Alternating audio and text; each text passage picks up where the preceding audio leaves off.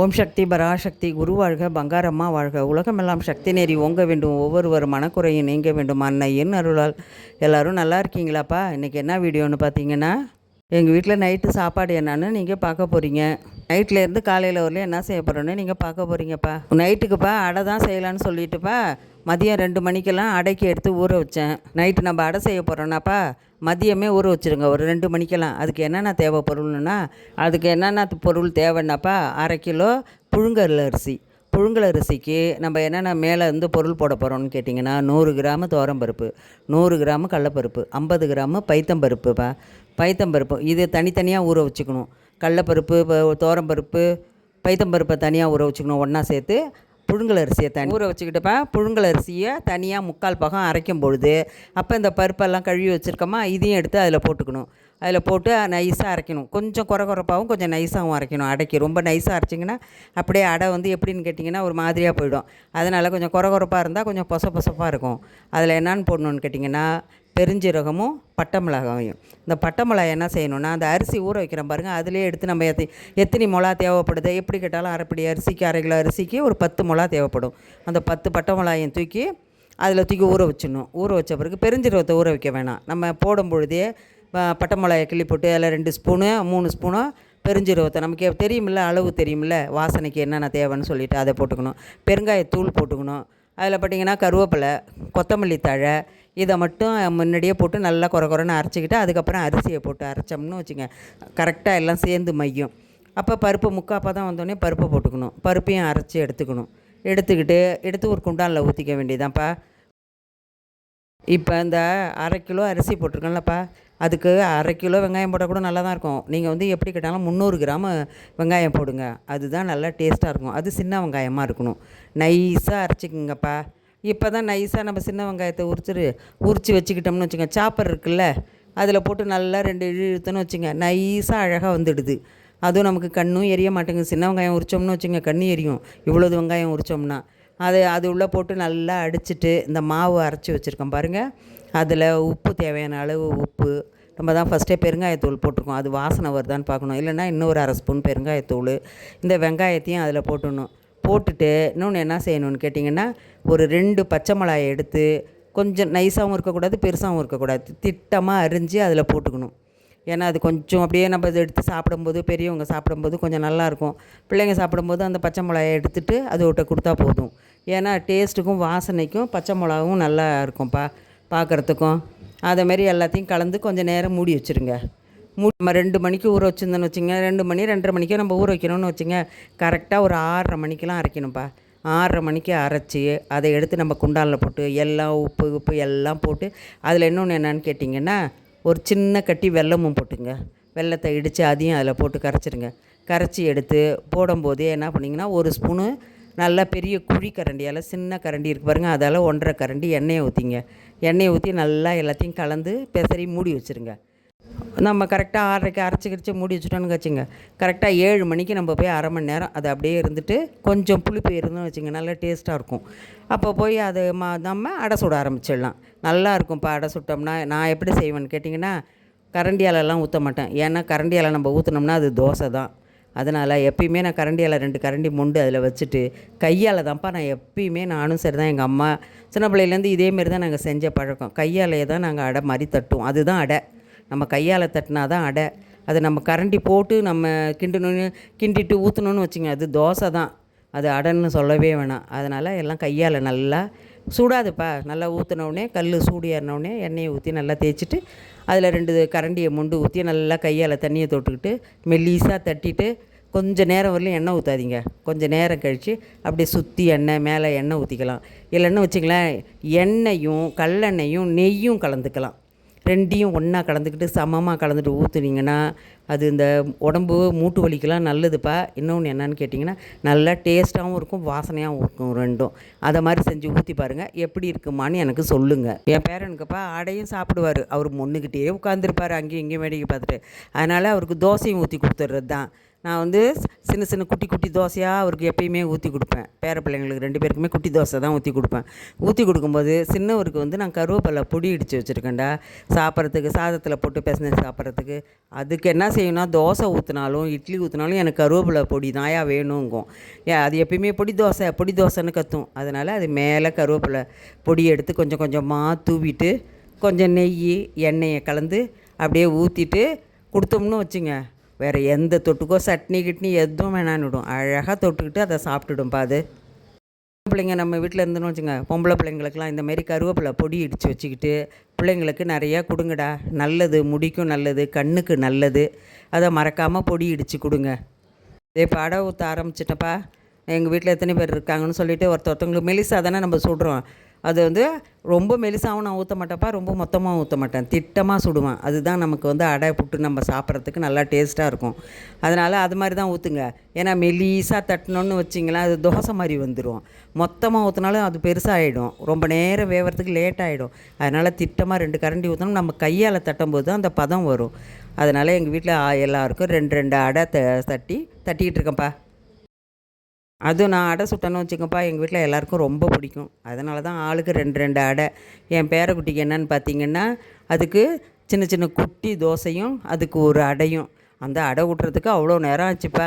நீங்கள் வந்து இப்போ அடை செஞ்சிங்கன்னாப்பா, நீங்கள் வந்து குருமா செஞ்சும் சாப்பிட்லாம். ஆனால் நான் தேங்காய் சட்னி தான் செஞ்சேன். இல்லை சர்க்கரை தொட்டுப்போம், இல்லைன்னா ஜீனி தொட்டுப்போம். எங்கள் வீட்டுக்காரங்களுக்கு சர்க்கரைனா தான் ரொம்ப பிடிக்கும், அந்த அடையை தொட்டுக்கிறதுக்கு குருமாவோட. மயிலாடுதுறையிலப்பா மயூரா கடை இருக்குது, ஹோட்டலு. அதில் போனீங்கன்னா அவியல் கொடுப்பாங்க அடைக்கி. அதையும் சாப்பிடுவோம். ஆனால் நான்லாம் அதெல்லாம் செய்ய மாட்டேன். ஹோட்டலுக்கு போனால் அதை சாப்பிட்டோமா அதோடு வந்துடுவோம். அதுவும் நல்லா தான்ப்பா இருக்கும், அவியலுக்கும் அடைக்கும். மாயவரம் போனாப்பா எப்பயுமே அந்த மயூராவில் போய் அந்த அடை சாப்பிடுவோம். அல்வாவும் நல்லாயிருக்கும், அதையும் வாங்கி சாப்பிடுவோம். நின்று ஒரே வழியாப்பா அடை சுட்டுட்டோம்ப்பா. ஏன்னு பார்த்தீங்கன்னா, எனக்கு மூட்டு வழியாக நின்றுக்கிட்டே ரொம்ப நேரம் சுட முடியாது. அதுக்குனால எல்லாருக்கும் சுட்டு எடுத்துக்கிட்டு சீரியல் நேரம் வந்துடுச்சு, அதையும் பார்க்குறதுக்கு வந்துட்டோம். என் பொண்ணும் எல்லா வேலையும் செய்யும்ப்பா, என் கூடயே இருந்து. அடைக்கும் வந்து கிட்ட தான் இருப்பா. சரி நீ போப்பா, நான் சுட்டால் தான் அதுகளுக்கு எல்லாருக்குமே பிடிக்கும். அவங்களுக்கெல்லாம் அம்மா நீங்களே சுடுங்க அடை வந்து சுடுறதெல்லாம் அப்படின்னு சொல்லிவிடுவாங்க. அப்புறம் அடையை சுட எல்லாருக்கும் எடுத்து வச்சுப்பா. தேங்காய் சட்னி வச்சுட்டு போனோன்னா சர்க்கரையும் கொண்டு போனேன். அதை வச்சுட்டு எல்லோரும் சாப்பிட்டுக்கிட்டே அப்படியே சீரியல் பார்த்துட்டு இருந்தோம். அப்புறம் வீட்டுக்குள்ளே பார்த்தாப்பா ஒரே அவிச்சல். சரி வெளியில் வந்து உட்காரோம் அப்படின்னு சாப்பிட்டு முடிச்சுட்டு சீரியல்னா டிவியை நிறுத்திட்டு வந்து எல்லாம் வெளியில் உட்காந்தோம். கொஞ்சம் நேரம் நல்லா காற்று அடிச்சுது. இப்படி வந்து உட்காந்தோம். அவ்வளோதான், உடனே மழை தூர ஆரம்பிச்சிடுச்சு. எனக்கு மூட்டு வலி அதிகமாப்பா. நான் மட்டும் கத்திட்டு கிடக்கிறது ராத்திரியில் தூங்க போனேன். நீங்களும் சொல்கிறீங்கப்பா எனக்கு, அம்மா உங்களுக்கு மூட்டு வலி இருக்குது, கம்மியாக வேலை செய்யுங்கன்னு. என்னடா பண்ணுறது, அப்புறம் நம்ம வீட்டில் இருக்கோம், எல்லா வேலையும் நம்ம தானே செஞ்சாகணும். அதையும் செஞ்சுட்டு என் பேத்தி என்ன பண்ணால் ஒரு மருந்து சொல்கிறான். ஆயா யூடியூப்பில் வந்து ஒரு சித்தா டாக்டர் வந்து ஒரு மருந்து சொல்லியிருக்காங்க, அதை நான் செஞ்சு பார்க்குறேன்னு என் பேத்தி வாங்கிட்டு வந்தா. அதுக்கு பேர் என்னன்னு பார்த்தீங்கன்னாப்பா மூசாம்பரம். அது மூசாம்பரம்னா எனக்கு என்னன்னு தெரியலப்பா. என் பேத்தி ஆயா இதை போய் நாட்டு மருந்து கடையில் தான் போய் வாங்கணும் அப்படின்னு சொல்லிட்டு போய் நாட்டு மருந்து கடையில் வாங்கிட்டு வந்தோம்.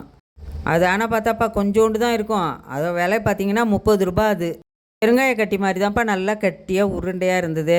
அதை நல்லா அம்மியில் வச்சு நல்லா கல் வச்சு நசுக்கணும். நசுக்கிட்டப்பா ஒரு கிண்ணம், அதில் எப்படி செய்யணும்னு பார்த்தீங்கன்னா, ஒரு கிண்ணம் வச்சு அந்த கிண்ணத்தில் அந்த தண்ணி கொதிக்கும்போது வேறு ஒரு வெறும் கிண்ணத்தில் இந்த மூசாம்பரத்தை போட்டு அந்த தண்ணிக்கு மேலே வச்சிடணும். வச்சு கொஞ்சம் நேரம் கொதிக்குதுன்னு வச்சுங்க. அப்போ உடனே அது நல்லா இளவி வருது. இளவி வந்ததுன்னா உடனே எடுத்துகிட்டு வந்து நம்ம முட்டி எங்கே வலிக்குதோ அங்கே நல்லா சூடாக நல்லா தேய்க்கணும்ப்பா. தேய்ச்சி முடிச்சுட்டு அவங்க என்ன சொல்லியிருக்காங்கன்னா, அந்த மூசாம்பரத்தை நல்லா முட்டியில் தேய்ச்சிட்டு உடனே துணியை வச்சு நல்லா இறுக்கி கட்டிட்டு படுத்துருங்க. நைட்டு படுத்துட்டு காலையில் ஏஞ்சி நல்லா வெந்நீர் வச்சு ஒத்தடம் கொடுங்க. இதேமாரி டெய்லி செஞ்சுட்டு வாங்க, மூட்டு வலி இருக்காதுன்னு சொல்லியிருக்காங்க. இதுக்காக தொடர்ந்து நான் 3 நாளாக போடுறேன்டா. இந்த வலி நல்லா வச்சு அம்மாவோட நம்ம பங்காரம்மாவோட புண்ணியத்தால் இந்த வலி நல்லா போயிடுச்சுன்னா நான் உங்களுக்கும் சாட்சாக போடுறேன். மூட்டு வலி உள்ளவங்க, ஏன்னா அந்த வலி உள்ளவங்களுக்கு தாண்டா அந்த அவஸ்தை தெரியும். எல்லாருக்கும் நான் போடுறேன். அதுமாரி வாங்கி நீங்களும் போட்டு பாருங்கள். நாங்கள் விளையாண்டுட்டு அதை காலில் தடவிட்டு இருக்கும்போதுப்பா தடவி கட்டு போட்டு கட்டிட்டான். சின்னதான் வந்து கட்டிட்டு அப்புறம் உட்காந்துருந்தோம். இந்த சின்ன பேரன் ஒருத்தன் இருக்காம, ஆயா வாங்க அன்றைக்கி அண்ணன் கூட பூஸ்ட் விளையாண்டிங்களே, இன்றைக்கி ஏன் கூடயும் தான் விளையாடணுன்னு அவங்க அத்தை அவங்க அக்காவெல்லாம் உட்கார வச்சு என்னையும் கூப்பிட்டு பூஸ்ட் விளையாடுங்கன்னு உட்கார வச்சுட்டாங்க. அதான் எங்கேப்பா நம்ம இதை பிரித்து பார்க்குறதுங்க காட்டிங்கப்பா பூஸ்ட்டுன்னு எங்கள் சின்ன விளையானே அடிச்சிடுது. மக்க நாள் பார்த்தீங்கன்னாப்பா நான் காலையிலே 4 மணிக்கே ஏஞ்சிட்டேன். ஏஞ்சி கட்டே போட்டே இருந்ததப்பா, எனக்கு தூக்கமே வரல. 4 மணிக்கெல்லாம் ஏஞ்சிட்டேன். ஏஞ்சி வெந்நீரை போட்டுட்டு கால் கட்டை அவுத்துட்டு நல்லா வெந்நீரை வச்சு நல்லா சூடாக ஒத்து கொடுத்துட்டு சரி இனிமேல் எங்கே படுக்கிறது, போய் தெருவெல்லாம் கூட்டி கோலம் போடும் அப்படின்னு சொல்லிட்டு தெருவுக்கு கோலம் போட வந்தேன்ப்பா. ஐயோ செம கொசுவு, நின்று கூட்டி கோலம் போடவே முடியலப்பா.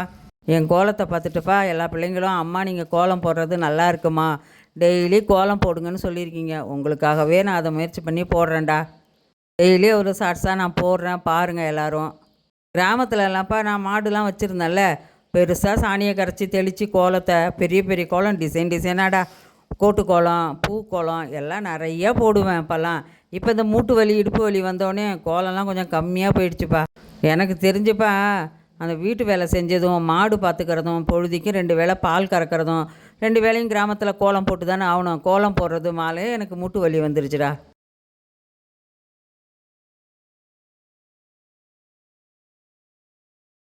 எங்கள் வீட்டை பழைய வீட்டை பார்த்துருப்பீங்கடா கிராமத்தில்.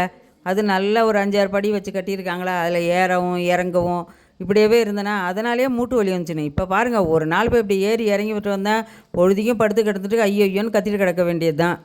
அப்புறம் கோலம் போட்டுட்டு வந்துப்பா 4 மணிக்கே இருந்துச்சுன்னா வயிற்றெல்லாம் பெரட்டுச்சு. ஒரு 2 டம்ளர் தண்ணி எடுத்து குடித்தேன். குடிச்சிட்டு என் பேத்தி என்ன பண்ணா, ஆயா எனக்கு தான் பசிக்குது, எனக்கு பால் ஆற்றுங்க அப்படின்னா. அவளுக்கு பால் ஆற்றி கொடுத்துட்டு எனக்கு டீயை போட்டுட்டு வந்து உட்காந்து பிஸ்கட்டை எடுத்து கொடுத்தேன் அவளுக்கு. அவளும் சாப்பிட்டா, நானும் சாப்பிட்டுட்டு.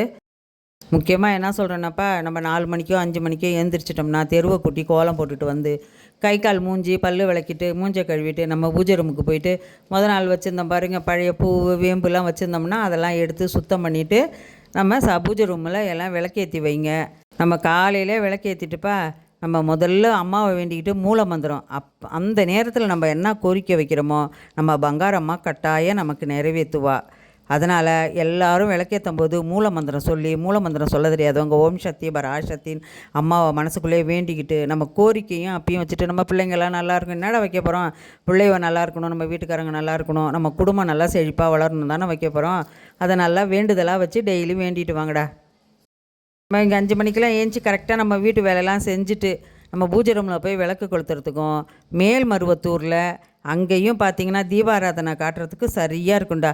அந்த நம்ம அம்மாவுக்கு கரெக்டாக 5:30 மணிக்கெலாம் தீபாராதனை காட்டுவாங்க. அந்த நேரத்தில் நம்ம வேண்டிக்கிட்டோம்னா நம்ம வேண்டினதை அம்மா இன்னும் நம்ம பிள்ளைங்க இப்படி அலம்புற ஏஞ்சி இவ்வளோது நம்மளை வேண்டிக்கிறாங்களேன்னு சொல்லிவிட்டு நம்ம கோரிக்கையை கட்டாயம் நிறைவேற்றுவாங்க.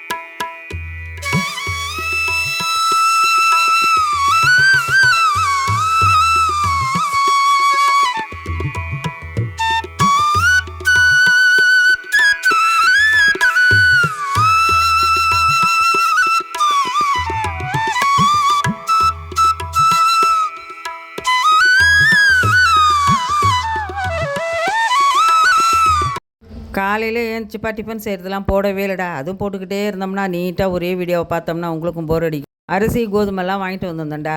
கோதுமையை சுத்தம் பண்ணி புடச்சிட்டு நல்லா கிளஞ்சி காய போட்டு அரிசியவும் கோதுமையும் கிளஞ்சி புடச்சி சுத்தம் பண்ணுவோம் தான்ப்பா எப்பயுமே எந்த பொருள் வாங்கிட்டு வந்தாலும். அதே மாதிரியே எல்லாத்தையும் சுத்தம் பண்ணி காய வச்சேன்.